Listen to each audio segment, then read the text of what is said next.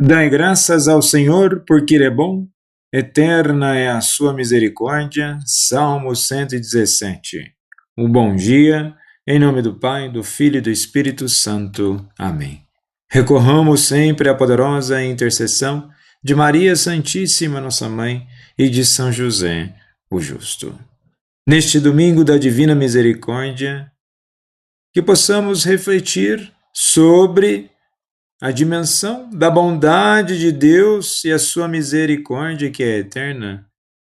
No ano de 2000, o Papa São João Paulo II decreta o segundo domingo da Páscoa, como da Divina Misericórdia. E podemos nos perguntar inicialmente a relação do Cristo ressuscitado com a misericórdia. Vejamos que se a cruz é o sacrifício da misericórdia, a ressurreição é a sua vitória e validação. Sem a ressurreição, a misericórdia seria apenas um gesto de compaixão trágico. Com a ressurreição, a misericórdia torna-se uma potência transformadora.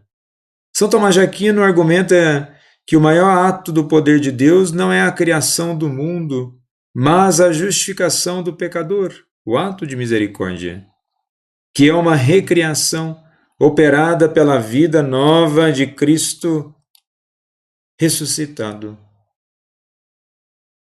E vejamos que, na teologia da Divina Misericórdia, os raios que saem do coração de Jesus, sangue e água, brotam da chaga aberta na cruz, mas são vistos à luz da ressurreição. As chagas no corpo glorioso provam que a misericórdia não apaga a nossa história de dor, mas a transfigura. Elas são a prova eterna de que Deus amou a humanidade até o fim. E a misericórdia, a ressurreição de Cristo, deixa marcas na comunidade e nós podemos perceber tais marcas na primeira leitura de hoje dos Atos dos Apóstolos, capítulo 2, dos versículos 42 ao 47. Vejamos que está assim: os que se haviam convertido eram perseverantes em ouvir o ensinamento dos apóstolos, na comunhão fraterna, na fração do pão e nas orações.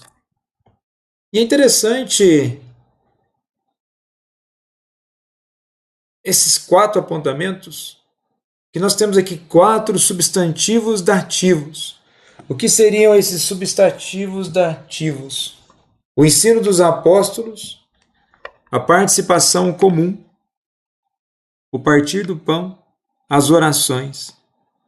Não são ações ocasionais, são ambientes de vida contínua, como se habitassem mesmo nas práticas, ou seja, tudo aquilo era vida. Não vida apenas vivenciada na dimensão da igreja. Aquilo que se vivia na igreja, vivia-se na vida. A continuidade de uma na outra. O ensinamento dos apóstolos não se trata apenas de instrução moral, mas da preservação do querigma, o anúncio da morte e ressurreição de Jesus. A comunhão em Atos, a koinonia não é apenas um sentimento, mas uma realidade prática que envolve partilha de bens e a unidade de propósito. O partir do pão,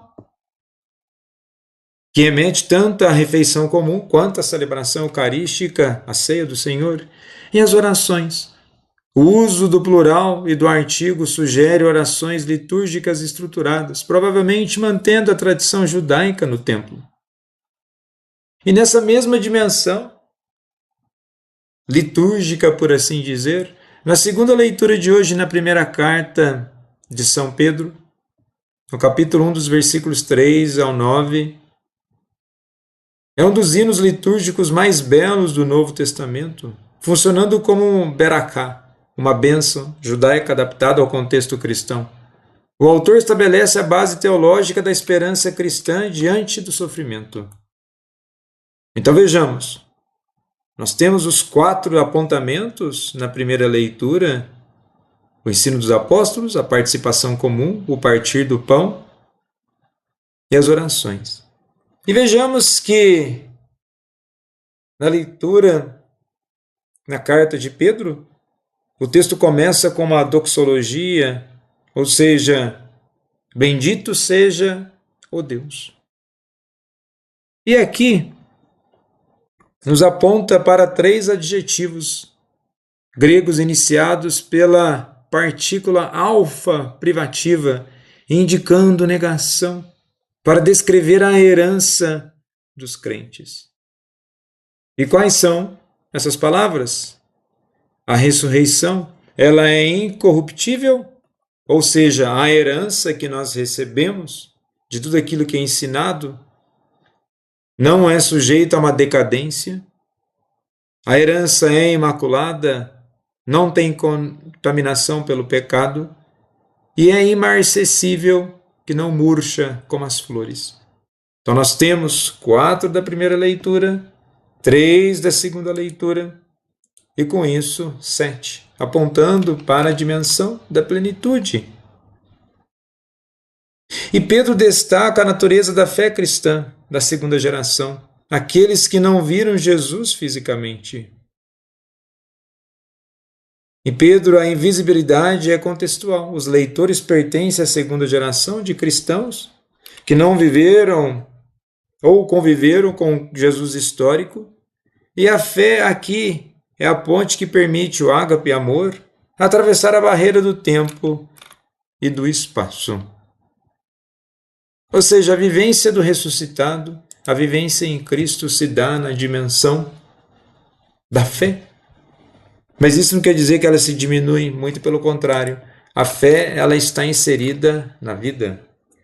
E no Evangelho de hoje, em João capítulo 20, dos versículos 19 ao 31, é interessante que o texto já aponta para algumas dimensões espirituais importantes. Ao anoitecer daquele dia, temos a dimensão ainda de trevas, de medo, estando fechadas as portas do lugar onde os discípulos encontravam, Jesus entrou e, pondo-se no meio deles, disse: a paz esteja convosco.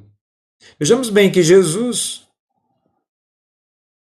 ele se coloca no meio deles, mesmo com a porta trancada. Não é que Jesus atravessou as moléculas da madeira como um fantasma, mas que seu corpo ressuscitado não está mais sujeito às limitações das dimensões físicas, espaciais, espaço, tempo, que regem a nossa realidade. Há um corpo real, mas diferente. Jesus insiste que não é um espírito pneuma, ele convida Tomé a tocar em suas chagas e come com os discípulos. Vejamos que é possível fazer um paralelo de tudo isso com a primeira carta aos Coríntios, capítulo 15, dos versículos 44 ao 45, onde Paulo descreve isso como o soma pneutikon, o corpo espiritual. Não é um corpo feito de ar, mas um corpo plenamente humano que agora é totalmente governado pelo Espírito, capaz de se manifestar na nossa dimensão física à vontade. E Jesus, ao desejar a paz, não somente uma vez, mas 3 vezes, ele aponta inicialmente para o indivíduo, segundamente ele aponta para a dimensão da igreja e, por último, a dimensão da história. As portas trancadas simbolizam o medo e a prisão interior dos discípulos. Jesus entrar apesar das portas mostra que a paz de Cristo penetra as barreiras mais profundas do coração humano e do medo da morte.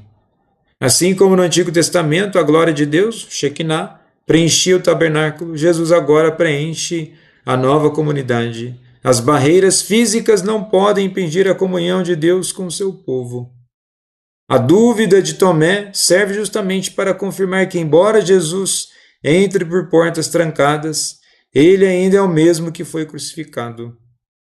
As marcas já remetem a uma conexão ao corpo glorificado, ao corpo sofredor. Jesus não arrombou a porta, nem usou uma passagem secreta. Ele demonstrou que a ressurreição inaugurou uma nova forma de existência, onde a matéria não é mais um obstáculo para a presença divina. E assim, a própria dimensão da ressurreição já é para eliminar os vários obstáculos que temos em nossas vidas, para que possamos verdadeiramente viver uma vida nova. Jesus, manso e humilde de coração, fazei nosso coração semelhante ao vosso.